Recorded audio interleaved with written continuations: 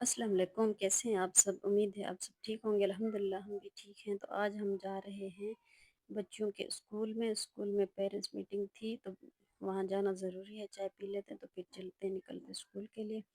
یہ میری دو بچیاں جا رہی تھی، تو دو گھر پہ ہیں اور دو کو ساتھ لے کے جا رہی تھی، کیونکہ گھر پہ بچے چھوٹے اکیلے ہوتے ہیں، تو ایک بچی نے رکنا نہیں تھا، تو میں نے کہا اچھا چلو دو بچیاں گھر پہ رک جو۔ ہمارے ٹائم میں تو ایسا کچھ نہیں ہوتا تھا، تو میں جا رہی تھی ان کے ساتھ، میں نے کہا چلو چلتے، تو ان کے ساتھ چلی گئی۔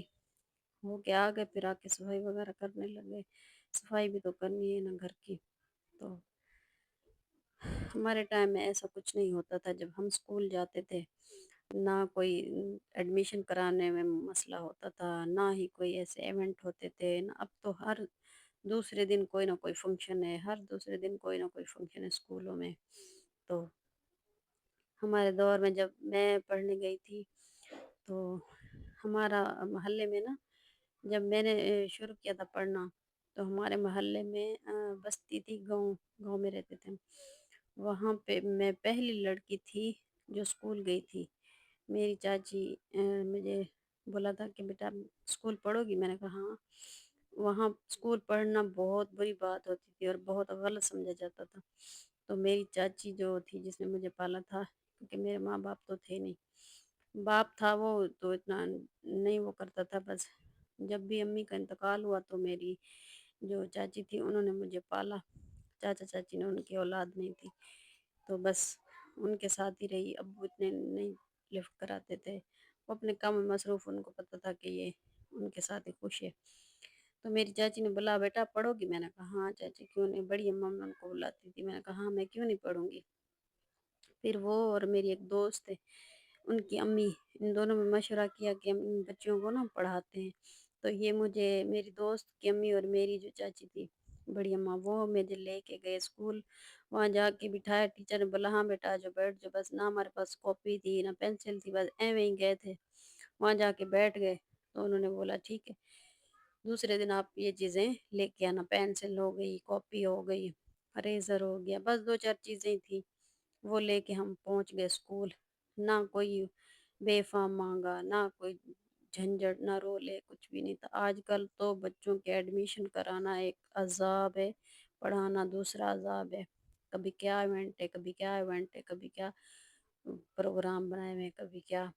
سرکاری اسکولوں میں بھی غریبوں کو پڑھانا مشکل ہے، سرکاری اسکول میں بھی بڑے خرچے ہوتے ہیں۔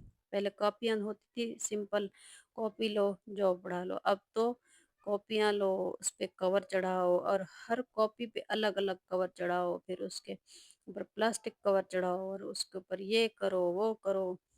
غریبوں کی تو مت بچ گئی۔ تو گھر کے کام کریں یا جاب پہ، کبھی کسی نوکریاں بھی تو کرنی ہوتی ہے نا، گھر میں اکیلے شہر میں رہنا اور پھر نوکری نہ کرنا، اس طرح تو گزارا ہوتا نہیں، تو پھر مشکل ہوتا ہے۔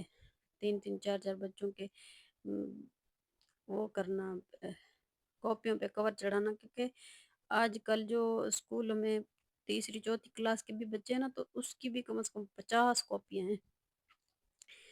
تو ہر بندے کی اگر 20 20 کاپی بھی ہو، 15 20 کاپی تو لازمی ہوتی ہے۔ تو بہت ہی مشکل ہے آج کل کے دور میں نا پڑھانا۔ تو ہمارا ایسا نہیں تھا، پھر میرے محلے میں نا سب میرے دشمن بن گئے کہ یہ اسکول پڑھ رہی ہے، یہ تو بہت گندا کام کر رہی ہے، یہ تو غلط کر رہی ہے۔ پھر میرے ابو امی کو، چاچا چاچی کو منع کیا، وہ نہیں رکے۔ ان کو تو خیر اتنا بولتے بھی نہیں تھے، مجھے ہی راستے میں آ کے روکنا کہ اب اسکول نہیں جاؤ، اسکول نہیں پڑھو، غلط کر رہی ہو، ہمارے بچے بھی غلط راستے پہ، ہماری بچیاں بھی لگ جائیں گی، تم اسکول چھوڑ دو۔ بہت تنگ کیا، بہت بلیک میل کرتے رہے، راستہ روکتے رہے، ڈراتے رہے۔ خیر میں نے تو اسکول، ان سے ڈرنے والی تو میں تھی نہیں، تو میں نے اسکول پڑھنا نہیں چھوڑا۔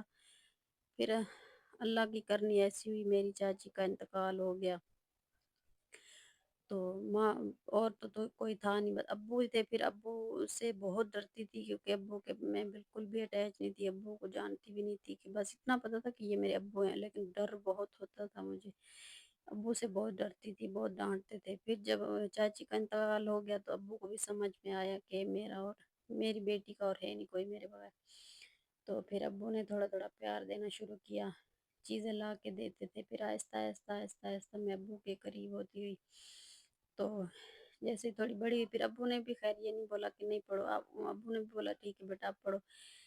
लेकिन बस हालात बहुत, अब्बू ने फिर, वो भी मेरे बुजुर्ग ही थे, बीमार रहने लगे। बहरहाल जब अब वो अपने बच्चों को पढ़ाते हैं, अब वो उनके बच्चे पढ़ रहे हैं, अब मैं नहीं हूँ, अब ना पढ़ाओ, नहीं अब तो पढ़ रहे हैं, अब तो सब पढ़ते हैं। लेकिन यह जब शुरुआत वहाँ मैंने ही की थी, अपने मोहल्ले में, अपनी बस्ती में स्कूल पढ़ने की, सॉरी, तो कोई नहीं था जाता उस वक्त स्कूल में। पहली लड़की थी मैं जो स्कूल, एक मैं और एक मेरी दोस्त, जब हमने शुरू किया था नया, और वहाँ पे इतना बुरा समझा जाता था स्कूल जाने को कि अल्लाह माफ़ करे, जैसे हमने कोई गुनाह कर दिया हो।